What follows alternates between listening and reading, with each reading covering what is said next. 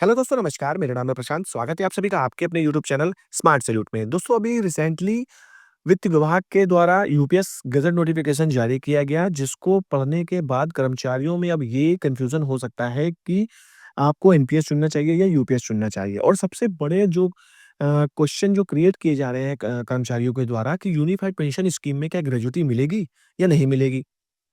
Retirement पर जब एकमुश्त पैसा मिलेगा या नहीं मिलेगा? और अगर एकमुश्त पैसा मिलेगा, तो कितना मिलेगा? तो दोस्तों, ये वीडियो आपके लिए बहुत महत्वपूर्ण होने वाला है। पूरी जानकारी के लिए, जानने के लिए, देखने के लिए बने रहिएगा वीडियो पे। चैनल पे नए तो चैनल को सब्सक्राइब करिए, बेल आइकन दबाइए ताकि ऐसे वीडियो आपको मिलते रहें और आप हमेशा अपडेट रहें। चलिए बिना देरी करते हुए वीडियो को स्टार्ट करते हैं। तो दोस्तों, जो यूपीएस स्कीम लेकर आई गई है, ये जो गज़ट नोटिफ़िकेशन जारी किया गया है, इसमें कोई भी ऐसा चेंजमेंट कर्मचारियों को नहीं दिखा। जब यूपीएस स्कीम की घोषणा की गई थी और उस समय जो पॉइंट्स रेज़ किए गए थे कि हाँ, इस प्रकार से पेंशन दी जाएगी, वो पॉइंट्स और यहाँ पर जो ये पॉइंट्स दिए गए हैं, सेम एज़ इट इज़ ही हैं। कोई चेंजमेंट नहीं इसमें दिया गया है। अब जो क्वेश्चन सबसे ज़्यादा क्रिएट हो रहा है, सबसे पहला क्वेश्चन है कर्मचारियों का कि क्या जब हम यूनिफाइड पेंशन स्कीम के तहत रिटायरमेंट ले लेते हैं, तो उसमें ग्रेच्युटी का प्रावधान है या नहीं है? तो चलिए इसके बारे में बात कर लेते हैं। देखिए, एनपीएस के तहत आने वाले कर्मचारियों को यूपीएस एक नए विकल्प के रूप में लागू की गई है। यानी एनपीएस में जो भी कर्मचारी अभी तक हैं, उनको अब यूपीएस एक नए विकल्प के तौर पे दिया जाएगा कि चाहे तो वो यूपीएस ले सकते हैं, चाहे तो वो एनपीएस ले सकते हैं। यूपीएस सरकारी कर्मचारियों को 1 अप्रैल 2025 से लागू होगी। जैसा आपको विदित है कि 1 अप्रैल 2025 से ये जो स्कीम है, ये आपको अडॉप्ट करनी होगी। या तो आप यूपीएस लीजिए या अदरवाइज़ आप एनपीएस में बने रहना चाहते हो, तो आप एनपीएस में रहिए। एनपीएस एम्प्लॉयी को रिटायरमेंट एंड डेथ ग्रेच्युटी का लाभ दिए जाने को लेकर अगस्त 2016 को आदेश जारी किया गया है। जो आप आदेश स्क्रीन पे देख रहे हैं दोस्तों, ये 26 अगस्त 2016 को जारी किया गया है, जिसमें ये जिक्र किया गया है कि एनपीएस के तहत 1 जनवरी 2004 के बाद भर्ती कर्मचारियों, यानी कि जो एनपीएस में कवर्ड होते हैं, उनको डेथ ग्रेच्युटी और रिटायरमेंट ग्रेच्युटी का दिए जाने का प्रावधान रखा गया है इस लेटर के अनुसार। वित्त मंत्रालय के द्वारा 25 जनवरी के गज़ट नोटिफ़िकेशन में ग्रेच्युटी का ज़िक्र नहीं किया गया है। जी हाँ दोस्तों, जो 25 जनवरी को अभी गज़ट नोटिफ़िकेशन जारी किया गया था, इसमें कहीं पर भी ग्रेच्युटी का ज़िक्र तो नहीं किया गया है। एनपीएस के तहत यूपीएस होने के कारण सरकारी कर्मचारी को ग्रेच्युटी का लाभ मिलेगा। अब देखिए, एनपीएस और यूपीएस कोई अलग स्कीम नहीं है, दोनों एक-दूसरे के पूरक हैं, एक-दूसरे का पार्ट ही हैं। जैसे कि एनपीएस में आपका पैसा मार्केट में लगाया जा रहा था, सेम यूपीएस में भी आपका पैसा मार्केट में लगाया जाएगा। तो यूपीएस लेने वाले कर्मचारियों को ग्रेच्युटी मिल सकती है, ये हम इस लेटर के अनुमान के तहत कह सकते हैं कि हो सकता है यूपीएस में भी आपको ग्रेच्युटी दी जाए। वर्तमान में अधिकतम ग्रेच्युटी का जो सीमा रखी गई है, ये 25 लाख रुपए रखी गई है। 7वें वेतन आयोग के समय पे दोस्तों, ये जो ग्रेच्युटी की सीमा थी, ये थी 20 लाख रुपए। लेकिन जब 50% डीए जब मर्ज हुआ, तो इसकी सीमा बढ़ गई और ये 5 लाख रुपए और हो गई। तो 20 के बाद ये डायरेक्टली 25 लाख रुपए तक की सीमा इसको बढ़ा दी गई है। तो मेबी यूपीएस स्कीम ही एनपीएस का एक पार्ट है, तो शायद जैसे एनपीएस में दिया जा रहा था ग्रेच्युटी आपको, वैसे इसमें भी आपको ग्रेच्युटी का प्रावधान रखा जाए। अब आगे बढ़ते हैं कि क्या सेवानिवृत्ति जब आप यूपीएस के तहत होंगे, तो आपको जो एकमुश्त पैसा दिया जाएगा, वो कितना दिया जाएगा? इसके बारे में बात कर लेते हैं। यूपीएस में कर्मचारियों को रिटायरमेंट पर एकमुश्त पैसा दिया जाएगा।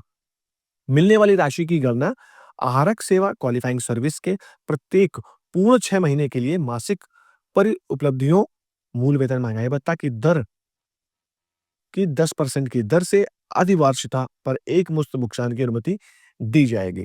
अब इसमें आपको एकमुश्त जो पैसा मिलेगा, वो कितना मिलेगा, वो मैं आगे आपको पूरा एग्ज़ाम्पल के तौर पे समझा दूँगा कि आप कितने साल सर्विस करके जाते हैं। आप 10 साल करते हैं, 15 साल करते हैं, 20 साल करते हैं, 25 साल करते हैं, 30 साल करते हैं, जितनी भी आप सर्विस करेंगे, उतनी सर्विस में आपको इकट्ठा कितना पैसा दिया जाएगा, ये मैं आपको पूरा एग्ज़ाम्पल के तौर पे समझाऊँगा। यह एकमुश्त भुगतान सुनिश्चित भुगतान की मात्रा पर प्रभावित नहीं करेगा। एकमुश्त पैसा तो दोस्तों आपको दिया जाएगा, पर आपको बहुत ज़्यादा पैसा नहीं दिया जाएगा। अब कितना दिया जाएगा, ये आगे एग्ज़ाम्पल से आपको मैं समझाने का प्रयास करूँगा। तो आई होप दोनों जो क्वेश्चन थे आप लोगों के, वो क्लियर हो चुके होंगे कि ग्रेच्युटी यूपीएस के तहत आपको दी जाएगी और जो एकमुश्त भुगतान है, वो भी आपको यूपीएस के तहत दिया जाएगा। लेकिन अगर हम एनपीएस से कंपेयर करें यूपीएस का, तो उसके कंपेयर में आपको यूपीएस में कम भुगतान दिया जाएगा, क्योंकि जब आप एनपीएस स्कीम के तहत जो भी आपका कॉर्पस होता है, जो भी पैसा आपका जमा होता है, उसका 60% आपको पैसा दिया जाता है। तो आप खुद अंदाज़ा लगा सकते हैं कि जो आपका जो भी पैसा जमा है, उसका 60% ठीक-ठाक मिल जाएगा। लेकिन उसके कंपेयर में यूपीएस में आपको बहुत कम पैसा मिलेगा। अब कितना मिलेगा, ये आगे जब आप एग्ज़ाम्पल देखेंगे तो आपको पूरा-पूरा एकदम क्लियर हो जाएगा। यूनिफाइड पेंशन स्कीम के तहत रिटायरमेंट होने वाले सरकारी कर्मचारियों को एक मुश्त जो भुगतान दिया जाएगा उसके बारे में देखिए यहाँ पर बताया गया है। अब इसमें ये दिया गया है कि देख सकते हैं आदिवासिता या 25 वर्ष की आरक्षी सेवा पूरी होने के पश्चात स्वैच्छिक सेवानिवृत्ति और एफआर 56 आ के अंतर्गत सेवानिवृत्ति पर एक मुश्त भुगतान के व्याख्यात्मक उदाहरण यानी स्वैच्छिक सेवानिवृत्ति या सुपरनेशन के में 56 आ के अंतर्गत जो भी नियम है वो इसमें देखिए दिए हुए हैं। मान लेते हैं आदिवासिता या बीआर एफआर 56 जे के अंतर्गत सेवानिवृत्ति की तिथि के अनुसार मूल वेतन जो बेसिक वेतन है किसी कर्मचारी का, वो मान लेते हैं हम 45,000 रुपए और उस समय जो महँगाई भत्ता 53% की दर से हम ले लेते हैं इसका 23,850 रुपए। तो कुल परिलब्धियाँ हो जाएँगी दोस्तों इसकी 68,850 रुपए। तो कुछ एमोल्यूमेंट्स जो बना आपका ये 68,850 रुपए बन गया। अब इसके बाद इसमें एक फ़ॉर्मूला लगाया जाएगा, तो फ़ॉर्मूला देखिए कुछ इस प्रकार से है कि एकमुश्त राशि 1/10 इंटू जो आपके एमोल्यूमेंट्स थे वो इंटू एल। अब जो भी आएगा इसका कैलकुलेशन करके वो आएगा 6,885 रुपए इंटू एल। अब इसमें एल क्या है, ये समझ लेते हैं।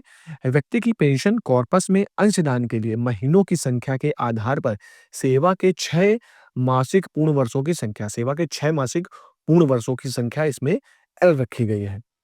अब आरक सेवा की अवधि के आधार पर एकमुश्त राशि आपको कितनी दी जाएगी, कितनी सर्विस करने के बाद आपको कितना पैसा दिया जाएगा, वो इस चार्ट के माध्यम से हम समझ लेते हैं, जो कि ये चार्ट जो है दोस्तों ये आपको पूरा क्लियर कर देगा कि कितना पैसा आपको दिया जाएगा। अब देख लेते हैं परिलब्धियों का 1/10 जो आया ऊपर देख सकते हैं 6,885 रुपए।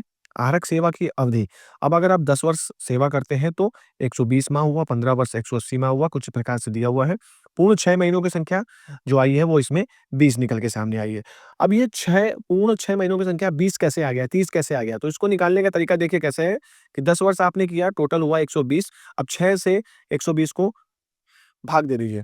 तो जब आप भाग देंगे तो 20 आ जाएगा। तो अब जब आप ऐसा आएगा 20 तो जो एकमुश्त राशि मिलेगी उसमें, वो मिलेगी 1,37,700 रुपए। यानी 10 वर्ष की सेवा जब आप करेंगे तो आपको मिलेगी 1,37,000 रुपए। 15 वर्ष की जब आप सेवा करेंगे तो आपको मिलेगा 2,06,000 रुपए। 20 वर्ष की जब आप सेवा पूर्ण करके जाएँगे यानी 240 माह करेंगे तो आपको मिलेगा 2,75,000 रुपए। 25 वर्ष की सेवा जब आप करेंगे तो आपको मिलेगा 3,44,000 और 30 वर्ष की सेवा करेंगे तो आपको मिलेगा 6,13,000 और इसके बाद जैसे-जैसे आप सेवा करेंगे देखिए पूरी जितनी भी आपकी लास्ट में सेवा जाएगी तो आपको इतने रुपए आपको एकमुश्त पैसा दे दिया जाएगा। तो ये एग्ज़ाम्पल जो है दोस्तों ये गज़ेट नोटिफ़िकेशन जो जारी किया गया था, उसमें भी दिया हुआ है, उसमें ही दिया हुआ है और आप वहाँ पर देख के पता लगा सकते हैं और जो एग्ज़ाम्पल जैसा कि इसमें दे रखा है, अब आप जितनी सर्विस करते हैं, जितने साल सर्विस करते हैं, उसका इस प्रकार से इस कैलकुलेशन के हिसाब से आप निकाल सकते हैं और आपको कितना एकमुश्त पैसा दिया जाएगा, ये आपको उसमें क्लियर हो जाएगा। हालाँकि जो कर्मचारी अभी लंबी सर्विस करेगा तो इसमें तो 45,000 जो बेसिक पे दिया हुआ है, ये एग्ज़ाम्पल के तौर पे दिया हुआ है। हो सकता है आप जिस वर्ग में कैटेगरी में आप जॉब करते हैं, जिस कैटेगरी में आप आते हैं, उसमें बेसिक ऑलरेडी इतना कम नहीं होगा, ज़्यादा ही होगा। तो आप एग्ज़ाम्पल के तौर पे ऐसे निकाल कर अपना जो एकमुश्त पैसा है वो क्लियर कर सकते हैं। तो आई होप दोस्तों जो भी क्वेश्चन थे कर्मचारियों के आप लोगों के कि ग्रेच्युटी मिलेगी या नहीं मिलेगी और एकमुश्त पैसा दिया जाएगा वो कितना दिया जाएगा तो इस वीडियो में आपको क्लियर हो गया होगा। तो यदि आप यूपीएस और एनपीएस का चयन करने का सोच रहे हैं तो सोच समझ कर चयन करिए, पूरी जो भी जानकारी है वो अच्छे से प्राप्त करिए, उसके बाद आप चयन कर सकते हैं। तो दोस्तों वीडियो में बस यही जानकारी देनी थी, मेरे द्वारा दी गई जानकारी अच्छी लगी है तो प्लीज़ वीडियो को लाइक करिए, शेयर कीजिए, कमेंट करिए। मिलते हैं अगली वीडियो में, तब तक के लिए जय हिंद, जय भारत।